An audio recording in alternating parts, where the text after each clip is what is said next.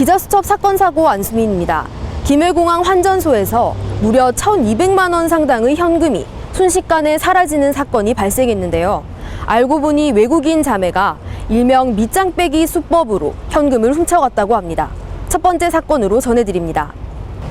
이어서 중국에서 제조된 가짜 스마트폰 부품 100억 원치를 국내에 들여와 인터넷을 통해 판매하다 적발된 일당 검거 사건까지 전해드리도록 하겠습니다.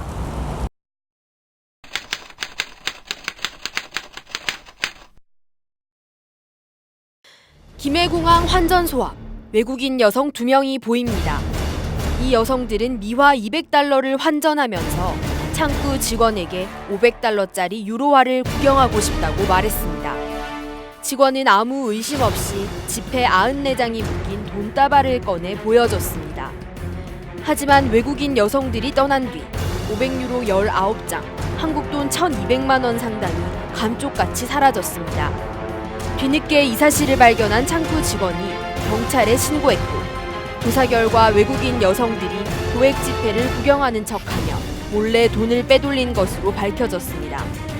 경찰은 남아프리카 공화국 국적의 외국인 여성 2명에 대해 특수 절도 혐의로 구속영장을 발부할 예정입니다.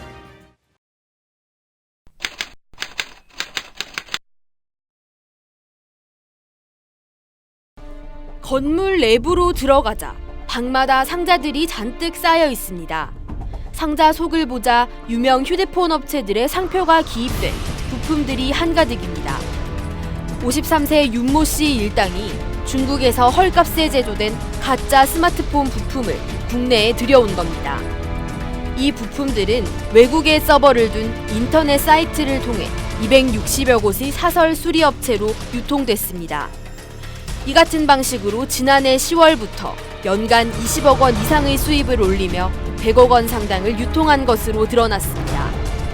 경찰은 상표권 침해 혐의로 윤 씨를 구속하고 5명을 불구속 입건했습니다. 계속해서 부산소방안전본부에서 소식 전해드리겠습니다. 11월 9일은 53회를 맞는 소방의 날입니다. 날씨가 추워지면서 화재나 응급출동이 많은 요즘인데요. 화재 발생 후에는 5분 이내에 화재를 진압해야 하고, 응급환자 발생 시에는 4 내지 6분 이내 응급처치가 이뤄져야 피해를 최소화할 수 있습니다. 이 시간을 바로 골든타임이라고 하는데요. 하지만 소방차 길터 주기가 잘 이뤄지지 않아 골든타임을 지키기 어려운 실정입니다. 도로교통법에 따르면 차량이 도로를 달리고 있을 경우 1차선 도로나 일방 통행로, 교차로에서는 최대한 우측 가장자리로 양보해 주시고, 편도 2차선 도로에서는 2차선으로 양보하여 긴급 차량이 1차선으로 운행할 수 있게 해야 합니다. 그렇다면 사이렌이 울리며 출동 중인 소방 차량과 승용차 간 접촉사고, 과실 책임은 어떻게 될까요? 지난 10월 대법원은 2014년 11월 15일 동래구의 한 요양병원에서 종합병원으로 심정지 환자를 이송하던 구급차와 차선을 변경하던 일반 승용차 간 접촉사고에 대해 도로교통법상 규정된 양보 의무를 불이행하여 발생한 사고로 100% 승용차에 과실이 있다고 판결했습니다. 소방 차량이 사이렌을 울리며 다가올 때 망설임 없이 양보한다면 누군가의 소중한 생명과 재산을 보호해 줄 수 있습니다.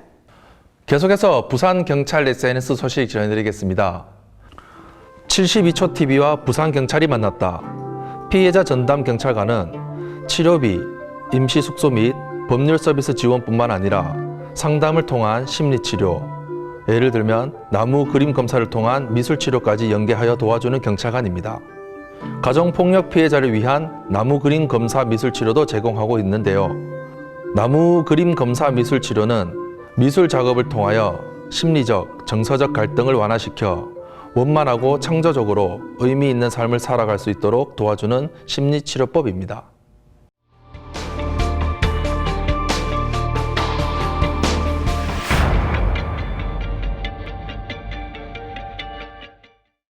지금 시청한 프로그램을 다시 보고 싶다면 리모컨의 빨간 버튼만 누르면 끝! 평생 소장 무료 VOD 우리 동네 사랑방.